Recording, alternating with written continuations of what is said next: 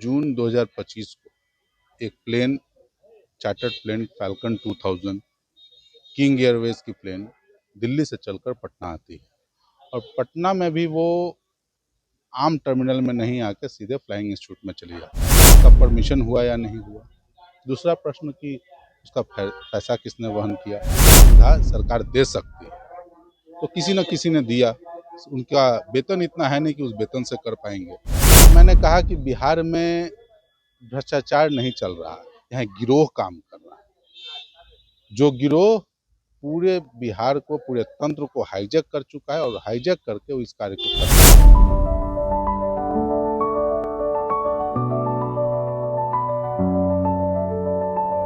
Goal the result. विधायक राहुल शर्मा हमारे साथ बातचीत करने के लिए हैं। कल आप सदन में एक चार्टर्ड प्लेन से अधिकारी अपने निजी काम के लिए घूम रहे हैं, चर्चा कर रहे थे। कौन है अधिकारी, थोड़ा विस्तार में बताइए।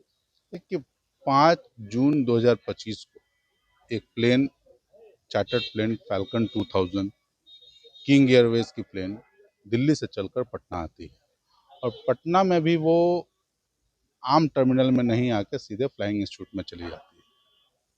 तो प्रश्न उठते हैं कि एक बिहार सरकार का पदाधिकारी उसमें था, पूरी फैमिली के साथ था, 4 लोग उसमें ट्रैवल कर रहे थे, तो उसका परमिशन हुआ या नहीं हुआ।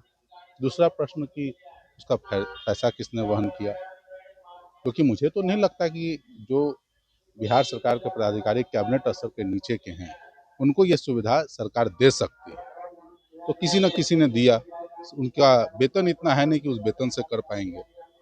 तो जिसने दिया वो क्यों दिया, उसके एवज में उनको कौन सी सुविधा बाद में उपलब्ध कराई गई या पहले उपलब्ध कराई गई। उनके पूरे कार्यकाल को, जब भी वो बिहार में रहे या बाहर रहे, उनके पूरे कार्यकाल पे एक विशेष ऑडिट करना चाहिए सरकार को। जो उनके द्वारा लिए गए निर्णय हैं उस पर ऑडिट होना चाहिए और पता करना चाहिए कि मामला क्या है। क्योंकि हम लोग भी घूम रहे हैं, टेम्पू पर नहीं कोई बैठाता है, यहाँ हवाई जहाज मिल जा रहा है। तो इस तरह की बात है और सरकार को संजीदगी से इस मामले को देखना चाहिए और विशेष ऑडिट करना चाहिए उनके क्रियाकलाप पे। और ऐसे और भी बहुत सारे लोग निकलेंगे। आपको लगता है कि करप्शन का एक बड़ा रैकेट इसके पीछे है? देखिए, मैंने कहा कि बिहार में भ्रष्टाचार नहीं चल रहा है, यहाँ गिरोह काम कर रहा है। जो गिरोह पूरे बिहार को, पूरे तंत्र को हाईजैक कर चुका है और हाईजैक करके वो इस कार्य को कर रहा है। जो जब आप मामले सदन में उठाए तो सरकार की तरफ से कोई जवाब आया है इस पे, कोई संज्ञान लिया गया? सरकार तो चुप रही इस मामले पे, तो उनकी चुप्पी जो मौनम स्वीकार्य लक्षणम, उनकी मौन जो है हमारी बात को स्वीकार करने का लक्षण है। उन्होंने स्वीकार कर लिया, क्योंकि उनको अगर इस पर आपत्ति होती तो उस पर बात पे जवाब देते वो, लेकिन जवाब नहीं दिए तो मौनम स्वीकारम लक्षणम। आपको लगता है कि नीतीश सरकार को नेता नहीं अधिकारी चला रहे हैं, काहे कि पूर्व में आप नीतीश कुमार के करीबी रहे हैं? नहीं, मैंने तो कहा कि अधिकारी नहीं, गिरोह चला रहा है। जो लोग भी ये कार्य कर रहे हैं गिरोह चला। बिहार एक गरीब राज्य है और गरीब राज्य में आप इस तरह से जो भ्रष्टाचार का खेल कर रहे हैं तो आप अधिकारी नहीं हो सकते। आप गिरोह हैं, गिरोह का हिस्सा हैं। जो भी लोग इसमें सम्मिलित हैं वो गिरोह है।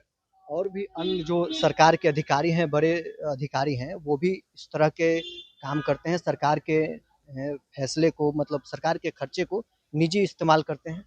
देखिए, ये तो अब मैंने कहा ना कि इस पर विशेष ऑडिट करानी चाहिए सरकार को। विशेष ऑडिट करके इसको सामने दूध का दूध पानी का पानी करना चाहिए। इसमें तो कहीं कोई बात है नहीं। सरकार के पास साधन है, संसाधन है। कहती है सरकार कि हम भ्रष्टाचार के खिलाफ चल रहे हैं, तो उनके पास सारे चीज़ें हैं उपलब्ध।